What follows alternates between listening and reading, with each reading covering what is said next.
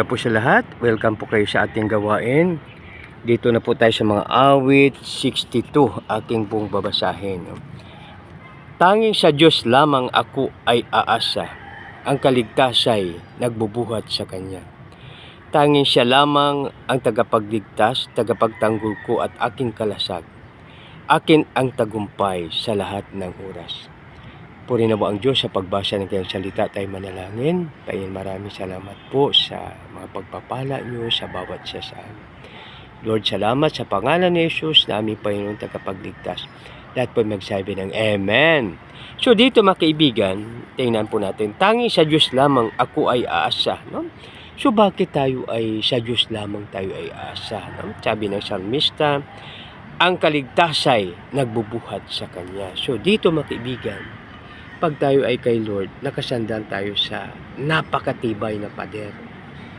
So mayroong pader kasi na ano siya, no, na tutumba o kaya hindi masyadong matibay. Subalit ang ating Panginoon ay napakatibay, pinakamatibay sa lahat ng pader, no? Kaya sabi dito, tanging sa Diyos lamang ako ay aasa, no? Ang kaligtasay nagbubuhat sa Kanya, no? So walang ibang makapagligtas sa atin kundi ang ating Panginoon lamang, no?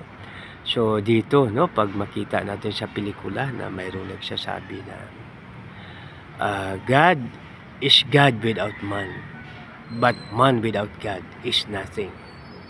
So kaya mga kaibigan, kanino pa ba natin ilalagak ang ating tiwala kundi sa ating Panginoon lamang. Tanging sa Diyos lamang ako ay aasa, ang kaligtasay nagbubuhat sa Kanya. Tanging siya lamang ang tagapagligtas, tagapagtanggol ko at aking kalasag. Akin ang tagumpay sa lahat ng oras. So mga kaibigan, pag tayo ay sa ating Panginoon, sure ang ating tagumpay. Ibig sabihin, tiyak tayo, no? So kaya ang katiyakan lang ay ang ating Panginoon. Kasi ang pag-ibig niya, ang wagas na pag-ibig ng ating Panginoon ay walang hanggan.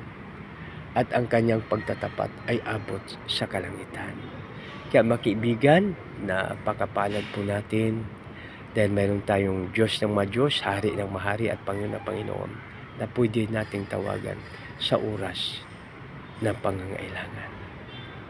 Isang maganda, mapagpala, mapagbiyaya at makadiyos po na maga sa bawat isa. Tayo na po ay manalangin. Panginoon, maraming salamat po na ikaw ang